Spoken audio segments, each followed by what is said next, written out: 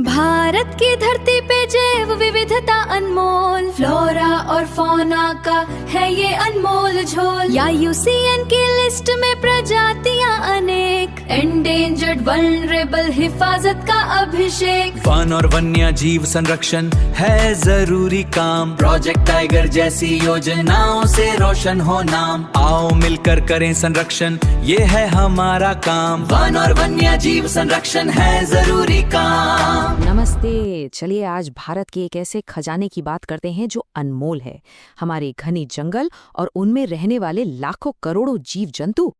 तो सबसे पहले एक बहुत ही जरूरी सवाल से शुरुआत करते हैं। सवाल ये है कि आखिर हमें इन जंगलों और वाइल्ड लाइफ की इतनी चिंता करनी ही क्यों चाहिए, मतलब क्या फर्क पड़ता है।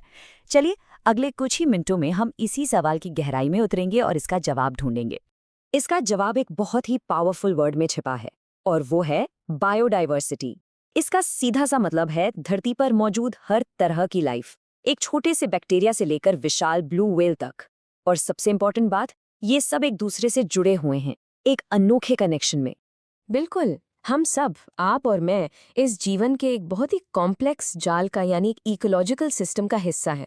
जिस हवा में हम सांस लेते हैं, जो पानी हम पीते हैं, जो खाना हम खाते हैं, ये सब कुछ इसी सिस्टम की देन है। इसके बिना हमारा अस्तित्व सोचना भी मुश्किल है। तो जब ये अनमोल खजाना खतरे में पड़ा तो सरकार ने क्या किया?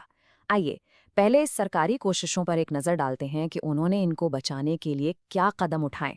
देखिए 1960s और 70s में कॉन्जर्वेशनिस्ट्स ने आवाज़ उठानी शुरू कर दी थी। इसका असर ये हुआ कि 1972 में Indian wild life protection act लागू किया गया और उसके ठीक अगले ही साल 1973 में ऐतिहासिक प्रोजेक्ट टाइगर लॉन्च हुआ। कहानी यही नहीं रुकी। 1980s में इस कानून में कीड़े मकोड़ों को भी शामिल किया गया और 1991 में तो पहली बार पौधों को भी इस प्रोटेक्शन लिस्ट में जगह मिली। इस कानून के अंदर कई जानवरों को लीगल प्रोटेक्शन मिली। टाइगर, एक सींग वाला गेंडा, एशियाटिक शेर, हाथी और स्नो लेपर्ड जैसे बड़े जानवर तो थे ही, साथ ही मगरमच्छ की 3 अलग-अलग किस्मों, फ्रेश वाटर, सॉल्ट वाटर और घड़ियाल को भी बचाने के लिए खास प्रावधान किए गए। अच्छा, इन सरकारी कोशिशों का असर समझने के लिए एक परफेक्ट एग्जाम्पल है प्रोजेक्ट टाइगर। ये प्रोजेक्ट, आप जानते हैं, दुनिया के सबसे मशहूर और कामयाब वन्यजीव अभियानों में से एक माना जाता है। जरा इस नंबर को देखिए। 20वीं शताब्दी के शुरुआत में भारत के जंगलों में लगभग 55,000 टाइगर्स आराम से घूमते थे। ये एक हेल्दी इकोसिस्टम की निशानी थी।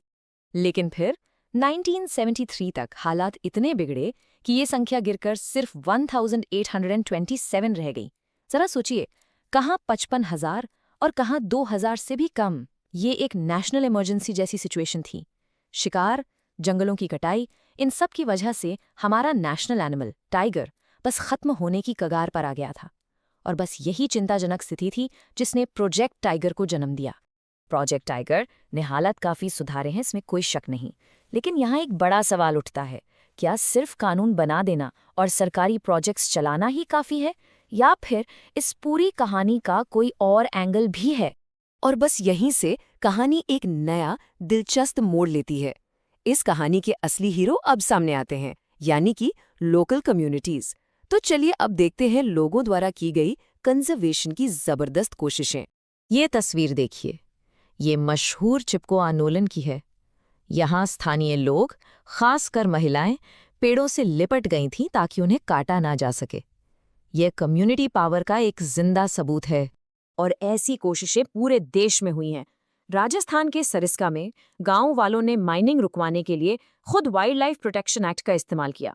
अलवर में तो 5 गांवों ने मिलकर 1200 हेक्टेयर जमीन को भैरोदेव डाकव सेंचुरी ही डिक्लेयर कर दिया। हिमालय में चिपको आंदोलन ने पेड़ों को बचाया और राजस्थान के बिश्नोई गांवों में तो सदियों से लोग काले हिरण और मोर जैसे जानवरों को अपनी आस्था का हिस्सा मानकर उनकी रक्षा कर रहे हैं। देखिए, भारत में प्रकृति पूजा की परंपरा बहुत पुरानी है। इसी का एक हिस्सा है सेक्रेड ग्रोव्स, यानी पवित्र वन। ये जंगल के वो हिस्से हैं जिनको लोकल कम्युनिटीज ने देवताओं का स्थान मानकर कभी हाथ नहीं लगाया। इस विश्वास की वजह से ये जंगल आज भी अपने असली रूप में जिंदा हैं। तो हमने सरकारी और कम्युनिटी दोनों अप्रोचेस देख लिए। अब थोड़ा जमीन पर आते हैं और समझते हैं कि आखिरकार ऑफिशियल तरीके से भारत के वनों को मैनेज कैसे किया जाता है। मुख्य रूप से भारत के वनों को 3 कैटेगरीज में बांटा गया है। पहले हैं रिजर्व्ड फॉरेस्ट्स, जो कुल वन क्षेत्र का आधे से ज्यादा हैं। इन्हें कंजर्वेशन के लिए सबसे वैल्यूएबल माना जाता है। दूसरे हैं प्रोटेक्टेड फॉरेस्ट्स, जो लगभग 1/3 हैं। इन्हें और बर्बाद होने से बचाया जाता है।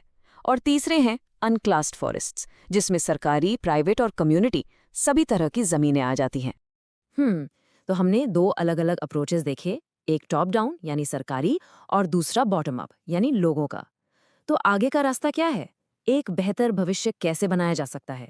इसका जवाब एक शानदार मॉडल में मिलता है जिसे हम कहते हैं जॉइंट फॉरेस्ट मैनेजमेंट यानी JFM। इसका मेन आइडिया बहुत सिंपल है, पार्टनरशिप, लोकल कम्युनिटीज और सरकार के बीच एक मजबूत साझेदारी। तो ये काम कैसे करता है? बहुत सिंपल है।